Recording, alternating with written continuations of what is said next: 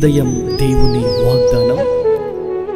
నీకు వాగ్దానం ఇచ్చిన దేవుడు నమ్మదగినవాడు, నిన్ను విడువడు, ఎడబాయడు. యెషయా గ్రంథం 49వ అధ్యాయం 15-16 వచనాలు చదివి సహాయం చేయండి. స్త్రీ తన గర్భమున పుట్టిన బిడ్డను కరుణింపకుండా తన చంటి పిల్లను మరచున వారైనా మరచుదురేమో గాని నేను నిన్ను మరవను. చూడుము నా అరచేతుల మీదనే నిన్ను చెక్కి ఉన్నాను. నీ ప్రాకారములు నిత్యము నా ఎదుట ఉన్నవి. ఎవ్వరు నీ చేయి విడిచిన నా దేవుడు చేయి విడిచి పెట్టే దేవుడు కాదు. స్త్రీ తన గర్భమున పుట్టిన బిడ్డను కరుణింపకుండా తన చంటి పిల్లను మరచినా వారైనా మరచుదురేమో గాని నేను నిన్ను మరవను. హలో, నేను నిన్ను మరవను అంటున్నాడు ఆయన. అందుకనే ఈ రోజు నా అంశం ఏంటిదంటే, నా టైటిల్ ఏంటిదంటే, దేవుడు నిన్ను మరచిపోలేదు. నువ్వు అనుకుంటావు దేవుడు నన్ను మరచిపోయాడు. నీ తల్లి నిన్ను మరచిన నా దేవుడు నిన్ను మరచిపోయే దేవుడు కాదు. అసలు తల్లి మరచిపోదు. ఒకవేళ మరచినా నేను నిన్ను మరవను. చూడుము నా అరచేతుల మీదనే నిన్ను చెక్కి ఉన్నాను. హల్లెలూయా, ఆమేన్. నా అరచేతుల మీదనే నిన్ను చెక్కి ఉన్నాను నేను. నీ ప్రాకారములు నిత్యము నా ఎదుట ఉన్నావే. నేను మరచిపోయే వ్యక్తిని కాదు, నేను విడిచిపెట్టే వ్యక్తిని కాదు. ప్రియ దేవుని జనాంగమా, నా దేవుడు మరచిపోయే దేవుడు కాదు.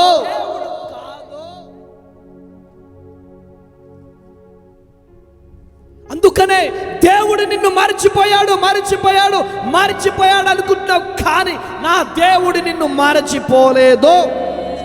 హల్లెలూయా, హల్లెలూయా, హల్లెలూయా. హన్నా తన జీవితంలో ఎన్నో సంవత్సరాలు సంతానము లేకుండా బాధపడింది. చాలా బాధలు, శత్రువులు.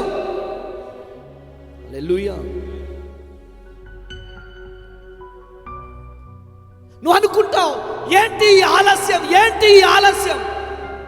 ఆలస్యం వెనకాల అద్భుతం దాగి ఉంది. కొట్టు గట్టిగా చెబులో కొట్టు. హల్లెలూయా. ఈరోజు నీ జీవితంలో ఆశీర్వాదం లేట్ అవుతుందా? ఉద్యోగం లేట్ అవుతుందా? గర్భఫలం లేట్ అవుతుందా? అయితే పర్వాలేదు,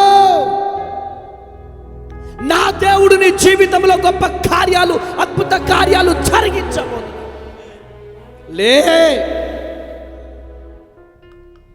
నీ చెయ్యి ఎవరు విడిచిపెట్టినా నా దేవుడు విడిచిపెట్టే దేవుడు కాదు. హన్నా కూడా తన జీవితంలో అదే అనుకుంది, ఇక పిల్లలు పుట్టరు అని. కానీ ఒక అభిషేకం కలిగిన కుమారుణ్ణి దేవుడు దాచిపెట్టాడు. కొట్టు గట్టిగా చెప్పండి. హల్లెలూయా. ఈరోజు గర్భపు ఫలము లేక బాధపడుతున్నవా చెల్లే? దేవుని ప్రతినిధిగా నేను చెబుతున్నాను, నీ కన్నీళ్లను దేవుడు మర్చిపోలేదు. దేవుడు నిన్ను మర్చిపోయే దేవుడు కాదు. దేవుడు నిన్ను మరచిపోలేదు. అన్నా అనుకుంది, నన్ను మరచిపోయావా ప్రభువా? నేను ఇంతగా కన్నీరు కారుస్తున్నాను, ఇంత వేదన పడుతున్నాను, ఇంత బాధపడుతున్నాను, ఏంటి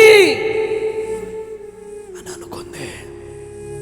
కానీ హన్నా కన్నీళ్లను నా దేవుడు తేరి చూశాడు. కొట్టు గట్టిగా చెప్పలో హల్లెలూయా, హల్లెలూయా. హెబ్రీ పత్రిక 13:5 ప్రకారం, నేను నిన్ను విడువను, నిన్ను ఎడబాయను, ఎన్నడూ తృణీకరించను, విలువ పెట్టి నిన్ను కొన్న నేను. కొట్టు గట్టిగా చెప్పలో హల్లెలూయా.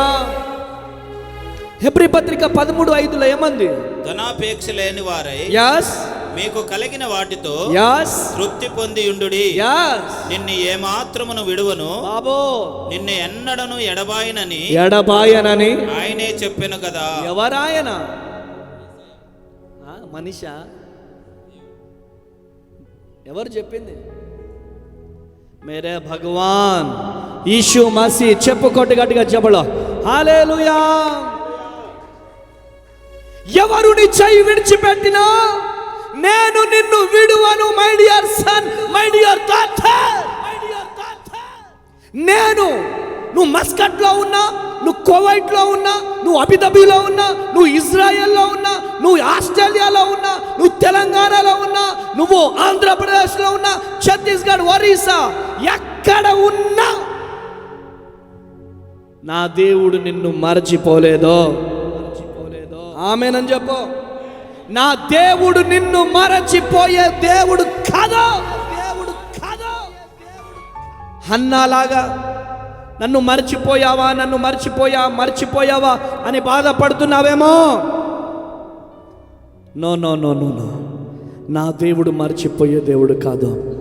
నా దేవుడు టైం ఒకటి పెట్టాడు, ఆ టైం వరకు ఓపికతో ఉండు. అద్భుతమైన సమూయేలు నీ కడుపులో పుట్టబోతున్నాడు. కొట్టు గట్టిగా చెప్పలో హల్లెలూయా.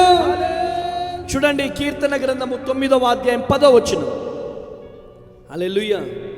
కీర్తన గ్రంథము 9వ అధ్యాయం. యెహోవా నిన్ను ఆశ్రయించు వారిని నీవు విడిచిపెట్టేవాడవు కావు. కావున నీ నామమును ఎరిగిన వారు నిన్ను నమ్ముకొందురు. సియోను వాసి అయిన యెహోవాను కీర్తించుడి, ఆయన క్రియలను ప్రజలలో ప్రచురము చేయుడి. ఆమేన్. దేవుణ్ణి ఎవరైతే వెతుకుతారో, వెతికిన వారిని దేవుడు ఎప్పుడు విడిచిపెట్టాడు. విడిచిపెడతాడా? విడిచిపెట్టాడు. దావీదు అభిషేకం పొందిన తర్వాత కూడా చాలా కాలం బాధలు, శత్రువులు, అనేకమైనటువంటి శ్రమలు పడ్డాడు. ఆమేన్, హల్లెలూయా. ఎప్పుడు? అభిషేకం పొందిన తర్వాత కూడా. ఒకసారి 1 సమూయేలు 16:2 చదవండి. ఒకసారి చదవండి. చూడండి, సమూయేలు నేనెట్ల వెళ్ళుదును, నేను వెళ్ళిన సంగతి సౌలు వినిన ఎడల అతడు నన్ను చంపుననగా, యెహోవా నీవు ఒక పెయ్యను తీసుకొని పోయి యెహోవాకు బలి పశువును వధించుటకై వచ్చితినని చెప్పి యెష్యాయిని బల్యార్పణకు పిలువుము, అప్పుడు నీవు చేయవలసిన దానిని నీకు తెలియజేతును. హల్లెలూయా. చూడండి, అలా చదువుకుంటూ పోతే అభిషేకం పొందిన తర్వాత కూడా చాలా కాలం బాధలు, శత్రువులు. కానీ దేవుడు అతన్ని రాజుగా స్థాపించాడు. కొట్టు గట్టిగా చెప్పలో హల్లెలూయా, హల్లెలూయా. సమయం పట్టింది. సమయం పట్టలేదా? చెప్పండి గట్టిగా. సమయం పట్టిందా లేదా? పడుతుంది. దావీదు జీవితంలో కూడా సమయం పట్టింది. సమయం పట్టిన దేవుని వాగ్దానం నిలబెట్టుకున్నాడు. కొట్టు గట్టిగా చెప్పలో, కొట్టు గట్టిగా హల్లెలూయా. ఈరోజు దావీదు జీవితంలో కూడా సమయం పట్టింది. నా తమ్ముడా, దావీదు జీవితంలో కూడా సమయం పట్టింది. నా చెల్లెమా, సమయం పడుతుందంటే ఏంటి అర్థం? Something is going on. ఏదో నీ జీవితంలో జరుగుతుంది, ఏదో పొందుకోబోతున్నావు. యేసు పరిశుద్ధ నామములో ఏదో పొందుకోబోతున్నావు. ఆమేన్ అని మైక్లో చెప్పాలి. ఆమేన్, హల్లెలూయా. ఎందుకంటే సమయం పడుతుందంటే సంథింగ్ ఈస్ గోయింగ్ ఆన్, ఏదో జరుగుతుంది, ఏదో జరగబోతుంది. కొట్టు గట్టిగా చెబులో, కొట్టు గట్టిగా చెబులో. హల్లెలూయా, హల్లెలూయా. చాలా టైం పట్టింది దావీదు జీవితంలో, అయినా వాగ్దానాన్ని దేవుడు నెరవేర్చాడు. కృప కలుగును గాక. చూడండి విలాప వాక్యములు 3వ అధ్యాయం 22-23 వచనాలు చదవండి. యెహోవా కృపగలవాడు, యెహోవా కృపగలవాడు, ఆయన వాత్సల్యత ఎడతెగక నిలుచున్నది కనుక మనము నిర్మూలము కాకున్న వారము అనుదినము నూతనముగా ఆయనకు వాత్సల్యత పుట్టుచున్నది, ఆయనకు దయ కలుగుచున్నది. నీవు ఎత్తైన నమ్మదగిన వాడవు. హల్లెలూయా. యెహోవా కృపలు అంత కృప కలిగిన వాడు ఆయన. ఆమేనండి. కృప కలిగినటువంటి వాడు ఆయన. కృప ఒక నిమిషం ఉండేది కాదు. ఆయన కృప ఉంటే లాజరు చనిపోయి 4 రోజులైనా యేసు ప్రభు వచ్చి అతన్ని 1 నిమిషంలో లేపాడు. కొట్టు గట్టిగా చెప్పలో. హల్లెలూయా, హల్లెలూయా. అరే లాజర్ని లేపిన దేవుడు, లాజర్ని లేపిన దేవుడు ఆఖరి నిమిషంలో కూడా నిన్ను మరచిపోడు. కొట్టు గట్టిగా చెప్పడం. ఆఖరి నిమిషంలో కూడా నిన్ను మరచిపోడు. నీ పిల్లల్ని మరచిపోడు, నీ సంతానాన్ని మరచిపోడు, నీ కుటుంబాన్ని మరచిపోడు, నీ వ్యవసాయాన్ని మరచిపోడు, నీ ఉద్యోగాన్ని మరచిపోడు. ఆమేన్ అనండి. హల్లెలూయా. నీ కుటుంబాన్ని, నీ సంతానాన్ని, నీ పిల్లల్ని, నీ ప్రయాసని, నీ కన్నీళ్లను నా దేవుడు విడిచిపెట్టే దేవుడు కదా. అరే విడిచిపెడతాడా? చెప్పండి అమ్మా గట్టిగా. విడిచిపెడతాడా? ఏడుస్తున్నావు ఒంటరిగా, గుండెలు పగిలేవిలాగా ఏడుస్తున్నావు. నువ్వు ఎంత ఏడిస్తే అంత కృప నీ మీదికి దిగి వస్తుంది. కృపతో నింపబడతా, కృపతో నింపబడతా. లేయా కృపతో నింపబడింది. లేయా ద్వేషింపబడుట ఎవరు చూశారు? దేవుడు చూశాడు. లేయాను సుటుపొట్టి మాటలతో ద్వేషింపబడింది. కానీ లేయా ద్వేషింపబడుట దేవుడు చూశాడు.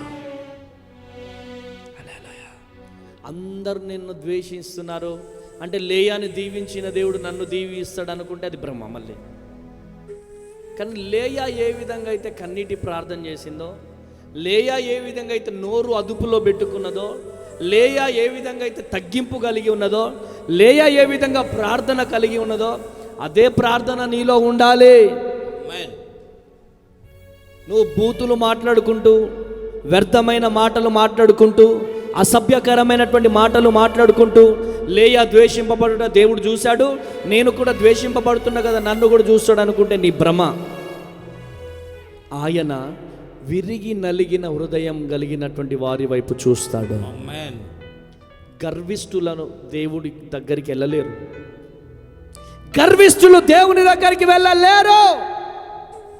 Praise the lord. ఖమ్మం దేవుని నామానికి మహిమ కలుగును గాక. ఖమ్మంలో మరి కృష్ణ ఫంక్షన్ హాల్ ఎదురుగా రామకృష్ణ ఫంక్షన్ హాల్లో స్వస్థత విడుదల తైలాభిషేక ఆరాధన జరగబోతుంది. సో లాస్ట్ మంత్ అంటే పోయిన మంత్ పెట్టినటువంటి మీటింగ్ అక్కడ కాదు, ఎక్కడ అంటే కృష్ణ ఫంక్షన్ హాల్ ఎదురుగున్నటువంటి రామకృష్ణ ఫంక్షన్ హాల్, మరి కొత్త బస్ స్టాండ్ ఎదురుగా మరి ఈ ఫంక్షన్ హాల్ ఉంటుంది. ఈ ఫంక్షన్ హాల్లో స్వస్థత విడుదల తైలాభిషేక ఆరాధన జరగబోతుంది. మన ఖమ్మంలో మే 19వ తారీఖు ఖమ్మం మే 19వ తారీఖు నాడు ఆరాధన జరగబోతుంది. మర్చిపోకండి. మరి వివరాలకు కింద ఉన్నటువంటి నెంబర్స్కి కాల్ చేయండి.